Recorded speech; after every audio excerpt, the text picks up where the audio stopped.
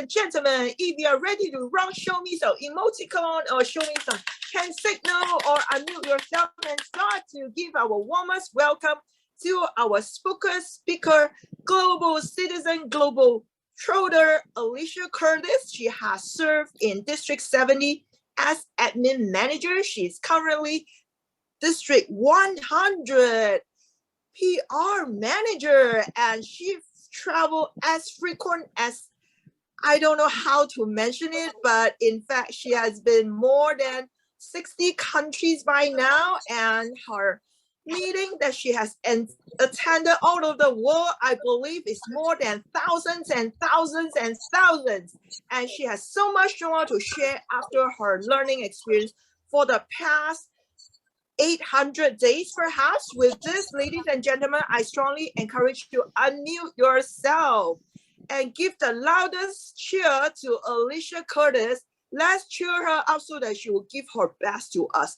Let's cheer her up by saying, I love Alicia. Ladies and gentlemen, love Alicia. I love Alicia. We love you all. Alicia, take it away. Thank you so much, everyone, and thank you for having me here today to do the Ultimate Toastmasters class, Masterclass. Can I have everyone please to mute themselves unless you are going to be invited to speak? So please make sure you keep yourselves all on mute. It just makes it a little bit easier. So let's have a look. You know, the pandemic changed everything for us last year, didn't it? Hands up if you think the pandemic has changed the way and reinvented the way that we do Toastmasters. Put your hands up, thumbs up, emojis. Yep, everyone agrees. Do we think it's for the good or for the worse? I think it's actually for the good, to be perfectly honest. I think it's fantastic with what has happened because we've been able to reinvent the wheel with a lot of the roles. So today, you're going to learn how to ace your roles, and you're going to see that the timing, the arcana, the grammarian, which are usually the ones that a lot of people don't like to take, can actually be the most fun and exciting roles. Now, Duncan, who is going to be my little eyes today, is going to say and point out some of the roles that we like. Ladies and gentlemen, let's ask, what is your favorite role on the agenda in your club? So in the chat box down below, with the letter A in front of it, could you please tell me what is your favorite role on your club agenda?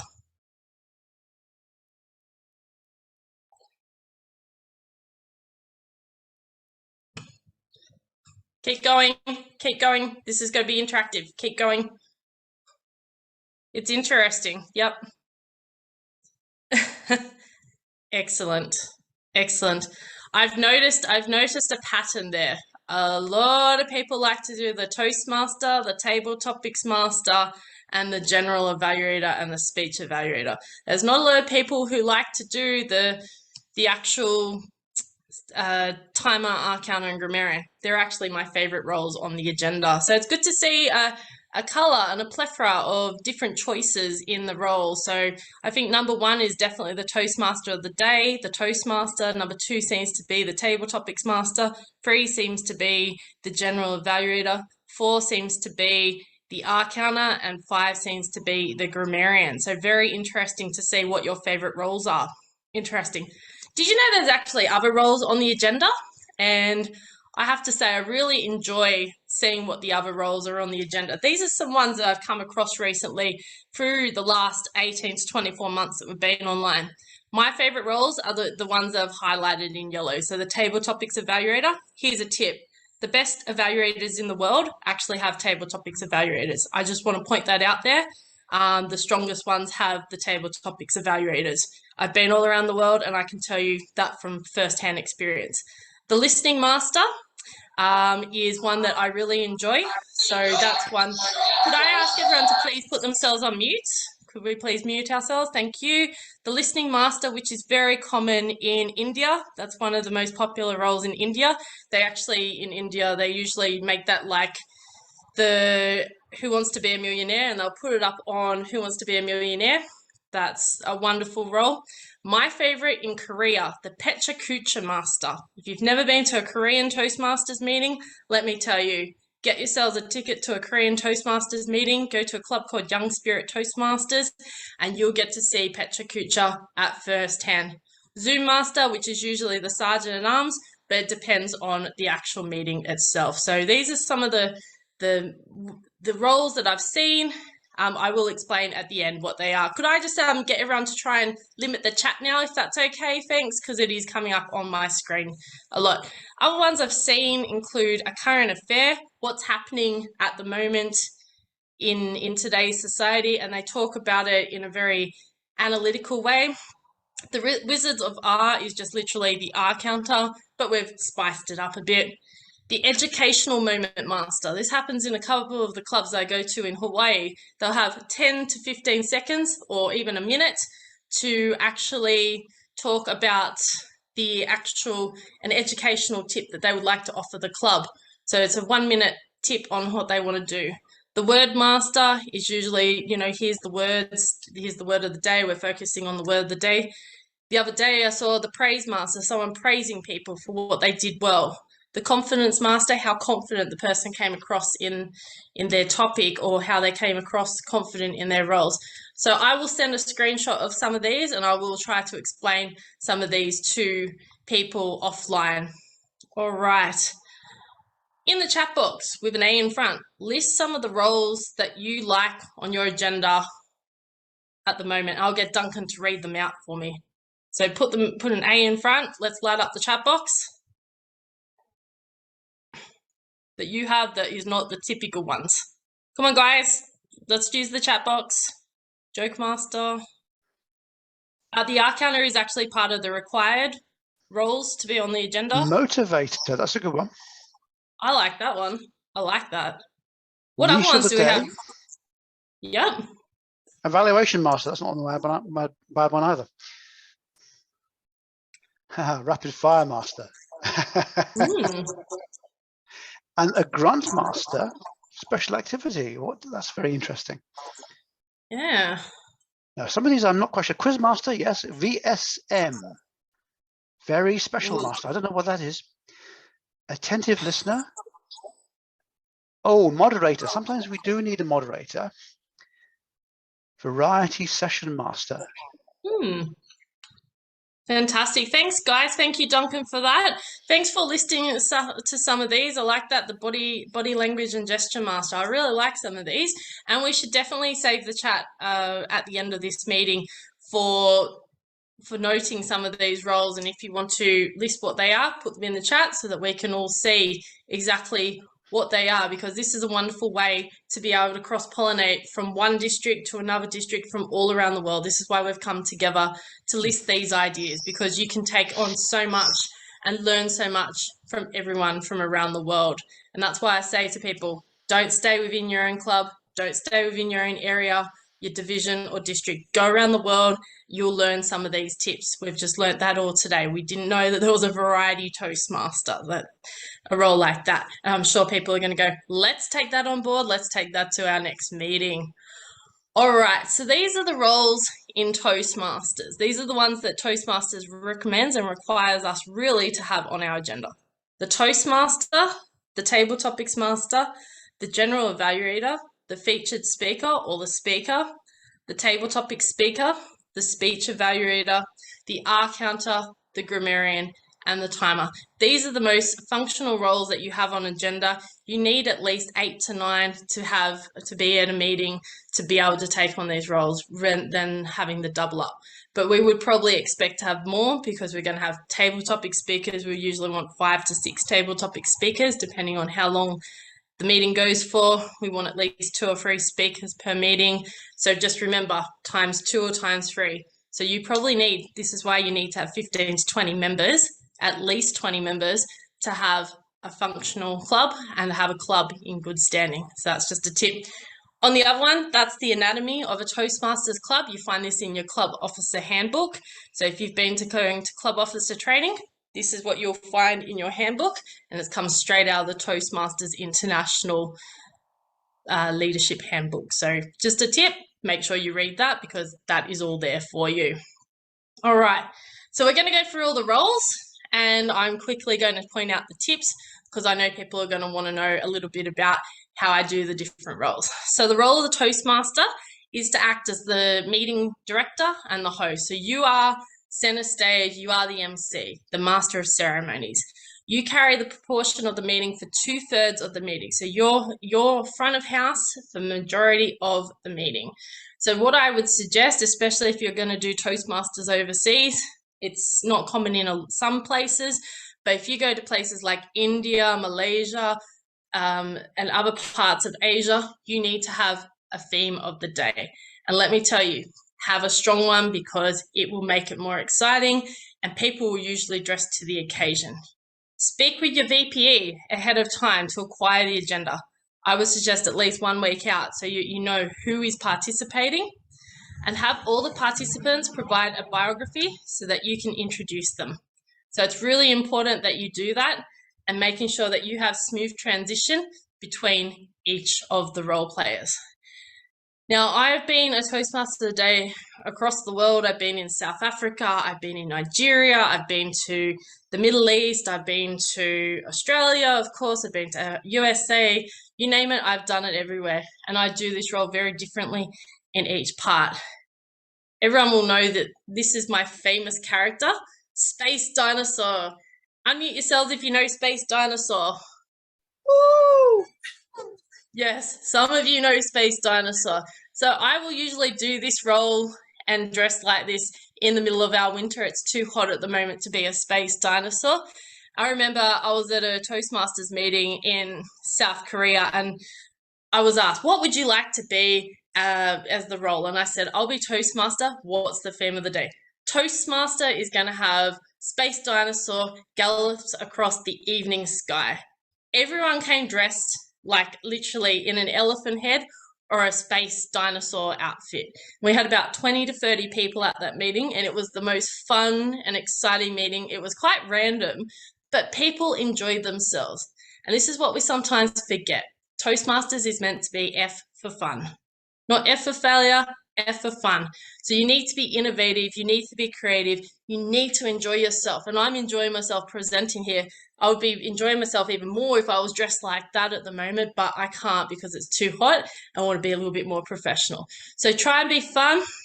In regards to having the transitions, listen to what the speakers are talking about. That's how you become a good Toastmaster. Listen to what they're presenting on.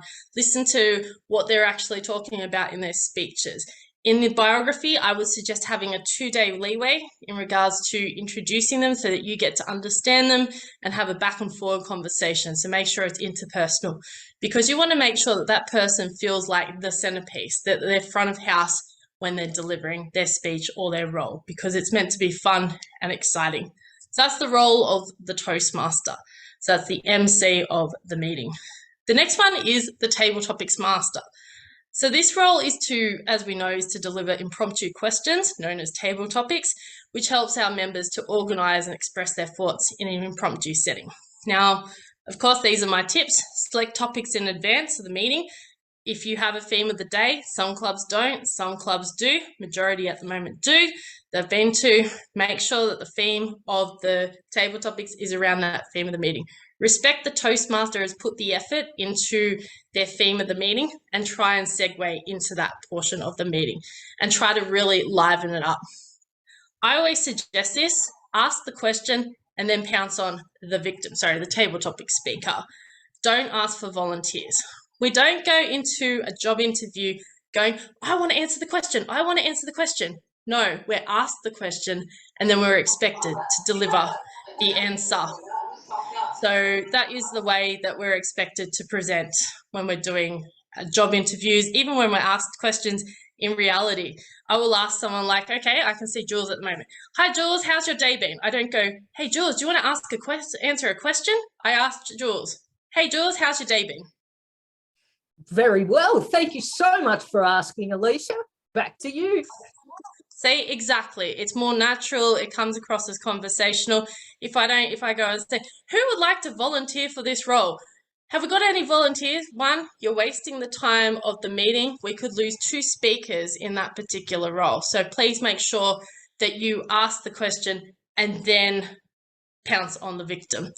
Allow members who have not been assigned a task. So if there's no people who have done major roles like speaker, table topics master, general evaluator, and Toastmaster, they're the people that you go for, especially the guests. We want to include the guests into this because this is their first take and taste of Toastmasters.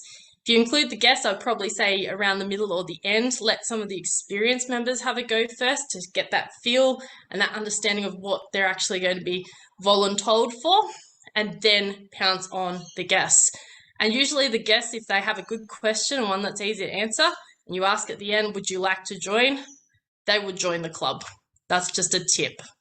And ask questions which are easy to answer, not this hocus pocus stuff that we seem to be asking. Would you like to go on the walk on the moon? And what color is the moon? I had that one the other night. I was like, how is that practical in answering a question that I'm trying to assimilate in the real life? So try and think about how you assimilate questions into the real life and making it practical. People are going on these tangents with table topics at the moment. I do like sometimes, depending on what the theme of the day is, so they'll have PowerPoints and you've got to select the PowerPoint and all that. It is creative. Sometimes we do need to go back to basics and talk and have that interpersonal communication. So try and mix it up and don't rely on the whole spin the wheel and we're going to put you in an order and there's the question on the screen, because it also wastes time. So I'm about timeliness and keeping on time. So I'm like bang, bang, bang, bang, bang, bang, bang with time. A lot of people have realized that. I'm OCD or CDO if you want me to be really contextual about that. So Table Topics Master, I do love the role. It is one of my favorite roles. I was actually last night or 2 nights ago, I was a Table Topics Master. This is one of my favorite Toastmasters who did a Table Topics Master role last year on the 24th of December. Her name is Natasha. She's from District 51. I think she is still a member of Toastmasters, and she did the most innovative table topics ever. On her virtual background, she had all the gifts or all the ornaments for doing table topics. And you had to pick your gift. You actually had to reach out like that. And as you reached out, say for the wreath would actually disappear. And then you would have to showcase what was the wreath and how you actually obtained it. So the way she delivered was really clever. It's one of the best ways I saw table topics because she didn't share a PowerPoint. She actually had it there on her virtual background. And as you reached out, it disappeared. It was so clever, and I really enjoyed that session. I'm really hoping she is still in Toastmasters because she was a little superstar. And we had about 10 different roles or 10 different table topic speeches. Really clever, really creative. So I hope she's still around because I have to say she's one of my favorite table topics masters I have ever seen. And she had 10. So it was a fantastic session. And everyone, as you can see, can talk to these type of table topics. People can talk about horses, gingerbread men, socks. Simple, but quite creative and very clever. Yes, and it does save the time of the PowerPoints as well. So if you're able to do that and you have the technology to do that, let me give you a tip. Definitely have a go at doing that. This is one of my favorite roles, as a lot of people know. They've been subjected to my general evaluation report. So the role of the general evaluator is to evaluate everything that takes place during the running of the club meeting. You're responsible for your evaluation team. During the overall evaluation, you introduce the role takers and provide a summary of what the club did well, can develop on, and provide guidance to your technical evaluation team. So some of the tips with this: explain your role and its importance, because this is the most important role in all of Toastmasters. This is the only role that doesn't get evaluated. So you ensure that your tag team, the timer, arcana, grammarian, and the evaluation team or the technical team understand their assignments. Get in contact with them ahead of time. Please do not evaluate the speeches by the speakers. I really want to stress this out because I've seen this around the world. People are still, the general evaluator is still evaluating the speaker's speeches. That is not your role. You have individual evaluators to provide that feedback. You provide feedback to the evaluators on how they deliver their speeches, speech evaluations to the speaker. If they provided something that is negative, you need to highlight that to them on how they can actually twist and turn that. Remember, it undermines what the speech evaluator has been focusing on. And I really want to stress that because it really disturbs me when I see people doing that, because you're taking away from someone's opportunity of what they've actually provided to them, that gift, that love, that generation of happiness that they've been able to provide. With general evaluation, we're using the 6 pillars of moments of truth to evaluate the meeting. What happened at the beginning from the moment you were asked to evaluate right up until the end. Confirm the meeting agenda ahead of the time with the Toastmaster. As I said, this is the most important and crucial, critical role on the agenda. I usually ask now for 10 to 15 minutes on the agenda to provide my presentation, because I can't undermine and stress how important this role is and how it can make or break a club, especially in this online stage. And I'm going to say to Patricia, I'll get Patricia to unmute herself. I do the general evaluation report. Are you happy to give me 10 to 15 minutes whenever I ask? Absolutely. It's such important session whereby you're going to have a lot of golden nuggets. Exactly. Thanks for that, Pat. And that's the format I use. I use a Word document. I do up to 3,000 words, and it's about 10 pages. It is an overwhelming session, yes, but the clubs do know in advance. And the reason I do that is because I care. I care to give you that gift and to provide that feedback to you and make sure that you learn, the members learn, and everyone can take something back. And I know people take screenshots of how this is done. So yes, we should always have someone, it's always good to have someone experienced, but here's another tip for people with the general evaluation role. If you've got a new member who would like to do the general evaluation role, I would suggest having a more experienced person working with them and get them, the experienced member, to do the first half of the meeting, and then they shadow and watch you, you mentor them, and get the inexperienced member to do the second half and maybe introduce the timer, Arcana, Grammarian and evaluate that. That way that they get the golden nuggets there. So that's just a bit of a tip. And new eyes can be handy, definitely. I always like to see new eyes.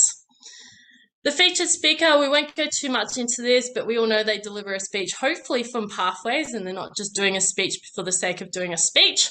They prepare, rehearse, and present a speech during the club meeting. Always have a back pocket speech. Right, Patricia, as we learnt last week, and right Absolutely. to Morale, because last week I had to do a speech last minute with only 5 minutes notice, and that was at Smedley chapter 1. Smedley chapter 1. Yeah, the number one club, first ever club. And Alicia was the best project speaker. I shouldn't have won it, but for some reason I won that role on the day, especially against prepared speakers, and I felt really bad. But you always have a back pocket speech to deliver on the day. You've got to discuss your goals, strengths, and weaknesses. What you want to evaluate specifically on before the meeting with your speech evaluator. 1 week notice. Please give your speech evaluator a week to discuss what you want to get out of your evaluation. Make sure the speech actually fits the speech purpose and isn't just something that's just come out of the cuff and just fits in with something. And I've seen that happen, and sometimes I just wonder, are people just doing speeches for the sake of just ticking a box? Make sure it actually features and meets the objectives that are required from the speech project. The table topics speaker, so they deliver an impromptu speech during the table topics portion of the meeting. It's between 1 to 2 minutes.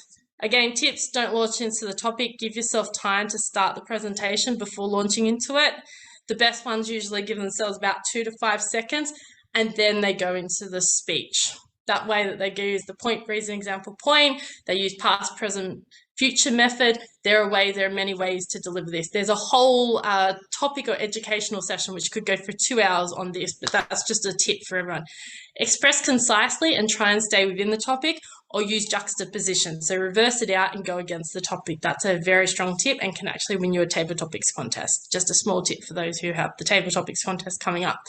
Think about how you use your gestures. As you can see, I'm using my gestures at the moment, and how you use vocal variety to answer the topic. So that's the table topics. My favorite role, the speech evaluator. Well, one of my favorite roles. You observe the speech and you offer feedback to your featured speaker. So you contact, again, can't stress this enough, and this is a whole project and a whole presentation itself. It's a 2 to 3 hour presentation I can do on this, but you need to, this is the short version, contact the speaker at least 1 week out and what they wish to gain from their evaluation. Remember, an evaluation is a gift. Give it with trust, honesty, integrity, give it with love, because this is your gift and then to open it. Provide verbal and written evaluation. Offer balanced, shining moments, what the speaker did well versus development points, what they can improve on. Again, you'll see how I do it. I do it very differently. I have my own branding and all that for this. Try and be engaging. Try and do this differently, because I do this really differently. Some people do like it. Some people hate it. I don't care. I like the way I do it. It's my branding. I showcase it as a PowerPoint presentation because for me, evaluation not only is a gift, it's an instructional, educational tool, and I'm here to teach you, the audience, on how to actually deliver this gift at a next meeting. And as you can see, this was us last night at 4 o'clock in the morning.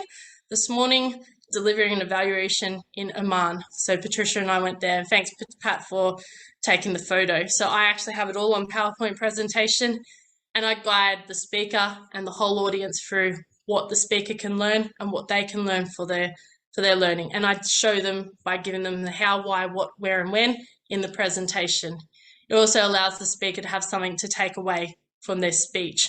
And also it gives the audience a format that they can use. So that's just a tip for how to evaluate.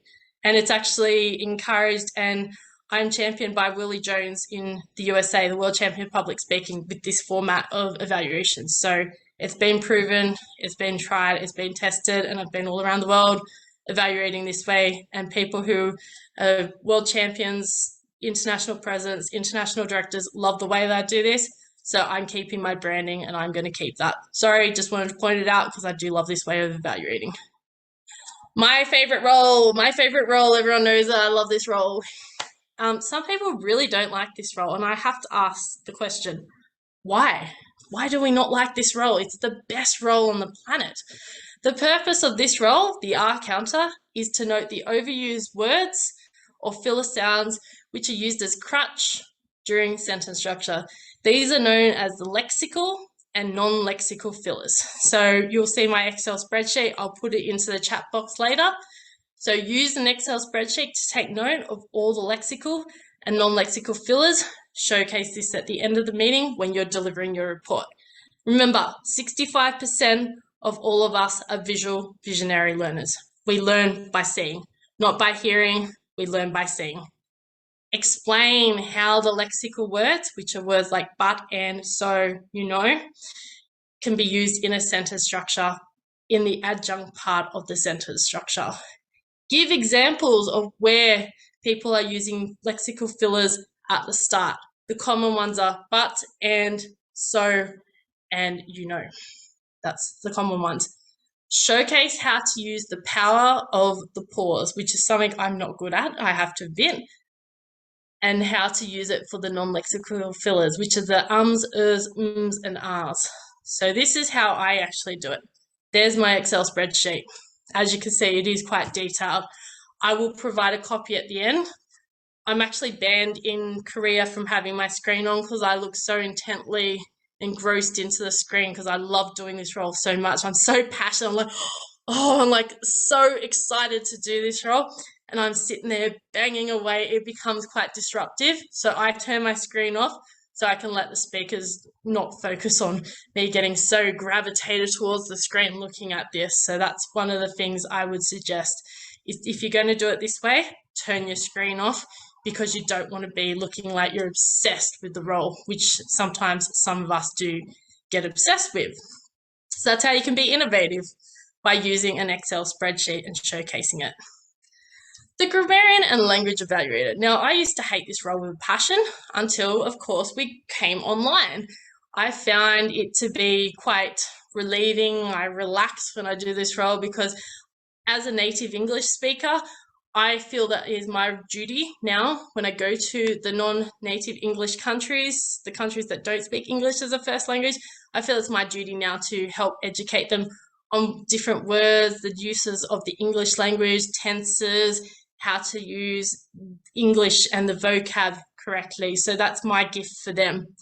So you're here to help improve on how to use English and develop grammar skills. yes, introduce the word of the day. Some people actually have word of the day as a portion, as its own thing, like the word master. I personally think keep it with the grammarian because you're looking at how they're putting that into a sentence structure. So that's one. Note down the gems and the germs. I picked that one up from Singapore. If you want to know where the best grammarian and language evaluators are located, they're in Singapore. They take 15 minutes to do this role. Jackson will agree with me on this one. They are sublime. If you want to hear excellent language evaluators, you've got to go to Singapore, go book a date for a whole week and listen to how they do it in Singapore. This is where I've learned how to become a better language evaluator or grammarian because I spent time and a lot of time in Singapore. Give practical examples of how you use the good and not so good uses of the English language. Again, I'm a PowerPoint person, so this one would be as a PowerPoint. So I absolutely love to see this with your structure of how to do it and how not to do it. If there's a mispronunciation of a word, and I picked this one up in Indonesia, have the whole group unmute themselves if you're picking up certain words. For example, I pick up the word gesture. I hear some people, especially in parts of Asia, call it gesture. So gesture. So we would all unmute ourselves, and you know what, we're going to do it now. Let's make it a practical experience. Let's all unmute ourselves and say the word gesture. Gesture. Yeah, exactly. See how it's actually more practical and we're learning by doing by. I like that. Thank you to the last person that did that. That way we can all learn and practice and assimilate in a learning environment because we're not in the real world. And have the word of the day as a virtual background. I always make sure that the word of the day when I'm the grammarian or the word of the day master is as a virtual background. And then I turn my screen off and that's all you can see. So there's no excuses because as we know, visual learners. And that's how I do it. So that's how I would break it up. That's the word of the day in the left-hand corner. If anyone wants my slideshow, I will send them to you. I actually have 10 specific slides for word of the day, and I mix these up throughout my meetings because usually some of these can just fit perfectly. I know prepared beforehand, but I like to do that so that I have some sort of format to go with. And the germs, so that's my example of how the speaker spoke the word and how we meant to actually use it in a sentence structure. So how we use like the articles, how we use the tenses, which versus who, which is the object, who is the person, how we actually introduce a person. So as you can see, I'm quite detailed, but it's there to help people learn and develop. Timer. A lot of people don't like doing the timing role as well, I've discovered over the last couple of months. And it's actually the most important role on the agenda other than the general evaluator, because you're responsible for keeping track of time and making sure to notify the Toastmaster and or general evaluator where each speaker and segment is at. A great meeting starts on time and ends on time or at least 10 minutes early. That's my goal, to finish at least 10 minutes early so that we can all sit back, kick back, relax and talk to each other. So here's some tips for the online setting. Use the virtual backgrounds. You'll notice that my timer, Minpo, has got the virtual background with the words written on it. Remember, you've got to have the words written on it because some people are visually impaired or colorblind. Think about how we speak to our audience and how our audience reacts. They might not see the color yellow, green, or red, or see the colors, so we need to point it out to them. Explain the timing rules for each portion. So usually in a meeting, and this is how meetings I see now go, speeches are first, table topics are second, evaluations are third. Explain the rules for that and list all the timings, mainly for the speakers, table topic speakers and evaluators. Please do not list every single damn section. It drives people insane. Well, the R counter did this and the person opened the meeting and they took 10 seconds and then we got on to the president who did their introductory. We don't care. We want the speeches, table topics and evaluators, especially if we're doing the best speaker, table topics, speaker and evaluator, and they're the ones that would be in the contest only. So just keeping it succinct and getting to the point. That's what I like. And that's how I do mine. So I've got the speech virtual background so that people know to pin me. All right, pin this video to ensure that the timer is always visible.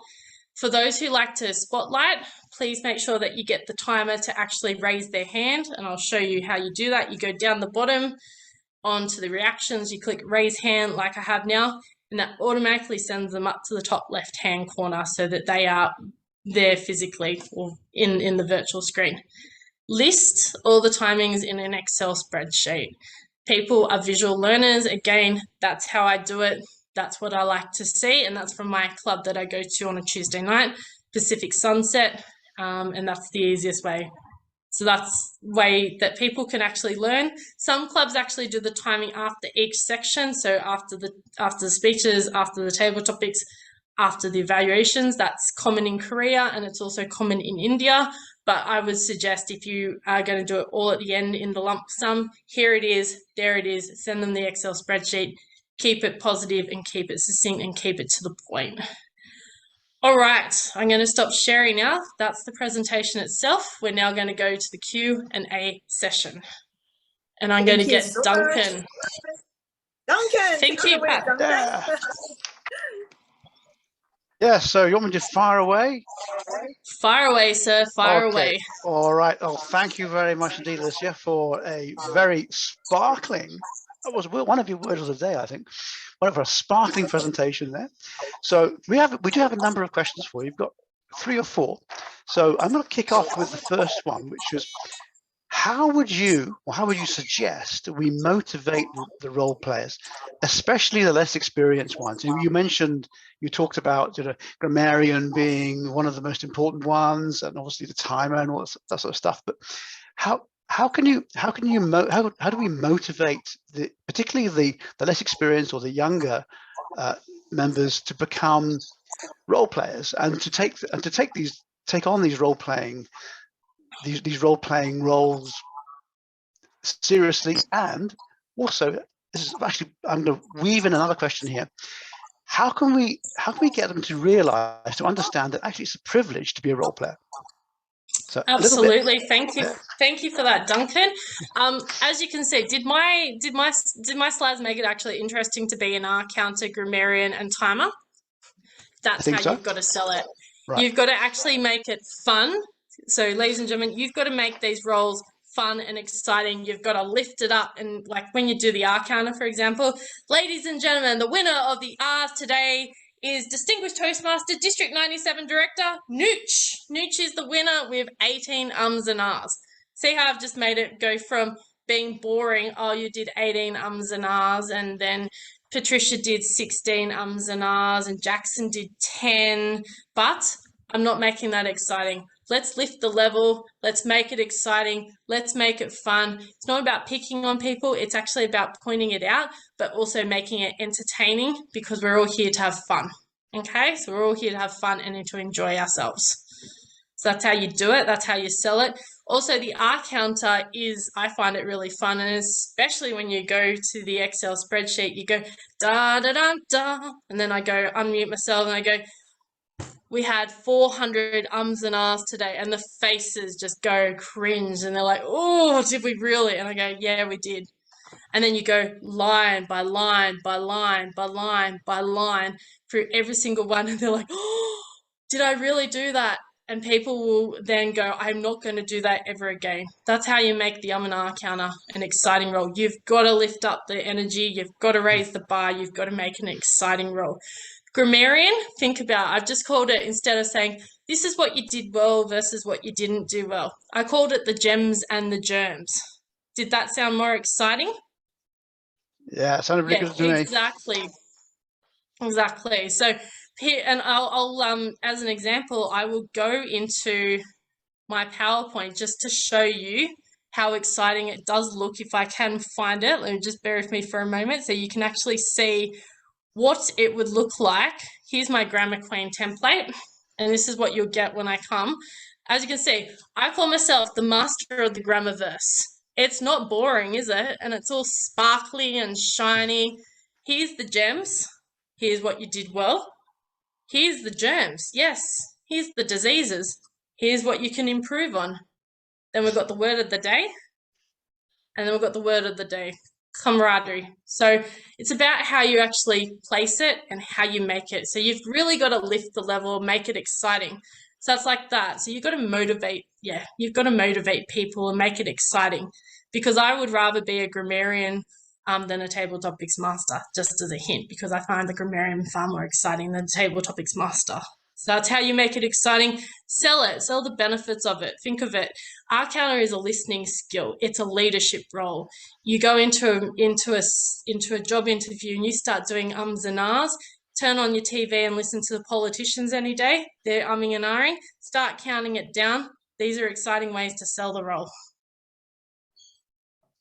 Excellent advice. Actually, I've got to admit, the R counter is for many people, it's seen as like the last one, the lowest one on the list. But now that you've explained it the way you have, yes, it does take on a lot more, I think, a lot more importance, certainly. And I must admit, as I'm also a native English speaker, so I also take on that role for the same reasons, with the same motivation that you do, to try to get at least try to pass some of my native knowledge over to people whose first language isn't English. So I thought that was a great tip, and I'll certainly I'll be pushing that one a little bit more in the future. Anyway, thank you for that. Which brings me on to the next question, which was, there's a question here that many members seem to think that the technical roles are really, the technical roles like general, like grammarian, R counter, timer, are really for the junior members, and the junior members may not want to take on the general evaluator's role, something big like that, or to be a table topics master. So yeah, what is your opinion on that, and what would be your suggestions to try to counteract that? That's a big fat no for me. Did I just Right. did I make the grammarian role more exciting for the seasoned Toastmasters here? Give me a thumbs up if I did. Yep, people actually want to do this role now. The R counter can be more technical and all that. So depending on your level of English, especially for us native English speakers, we should see this as a benefit and as a gift. I think it's a gift to be given any role in any meeting. In fact, when I first went online and did Toastmasters around the world, it took me 6 weeks to be given a role anywhere in the world. And the first role I did was the grammarian, and that was done in Korea. So think about it. I was already a proven Toastmaster in Australia and parts of around Australia. So as you can imagine, I was given that particular role, and I absolutely love doing it now. If anyone asks me to do any role, first one I'll pick is R counter, grammarian, general evaluator, and speech evaluator. So I think the best way to lead people into doing roles like the general evaluator, especially for the inexperienced members, is to make sure that they have a mentor in the club who is strong at the general evaluator role. And this is what we did at a Toastmasters club in Korea. One of the members, he was very shy and nervous. He would not do the general evaluator role. And I said, okay, let's come to this conclusion. Let's do this. Why don't you, we work together for the week, and why don't we actually talk to each other and we get to understand the role players and what they're doing.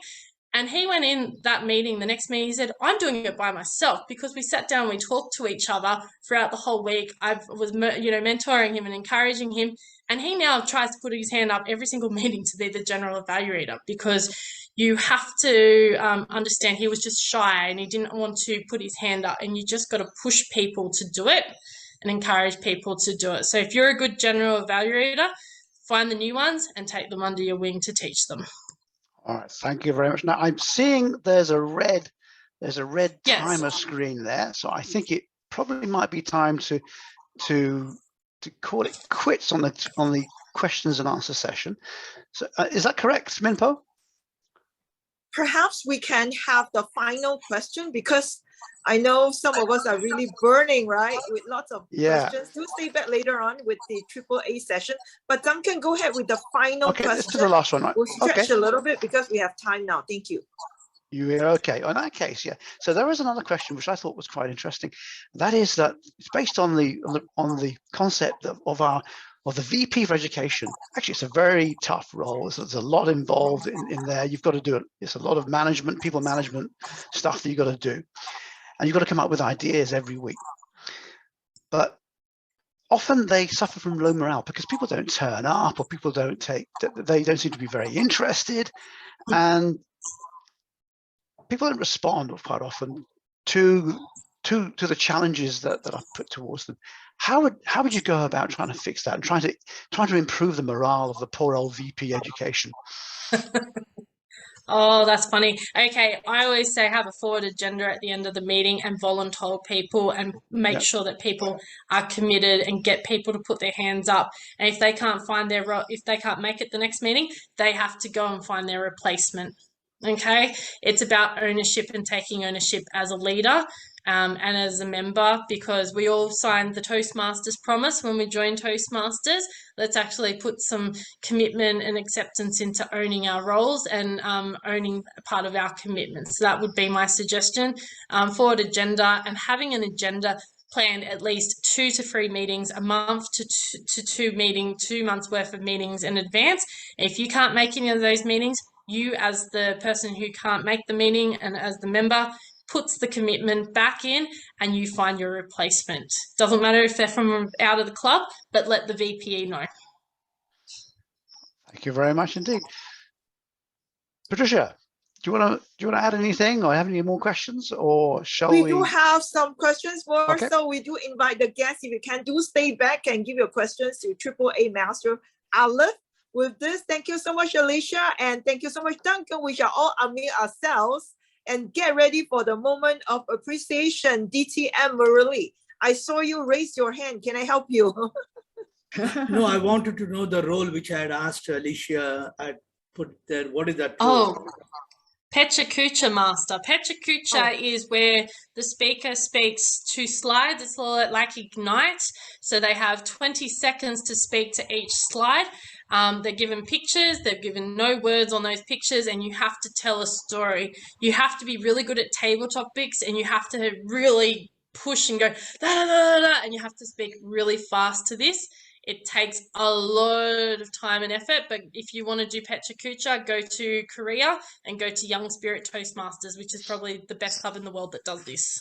Thank you. Thank you. There you go. Ladies and gentlemen, let's unmute ourselves and say thank you, Alicia. Ladies and gentlemen, Thank you very much, Alicia. Thank you, Alicia. Thank you, Merci beaucoup, madame. Terima kasih. Thank you, Alicia. in all languages, right? And Alicia speaks many languages. Shukran. Dhanyavadamulu. Nandri.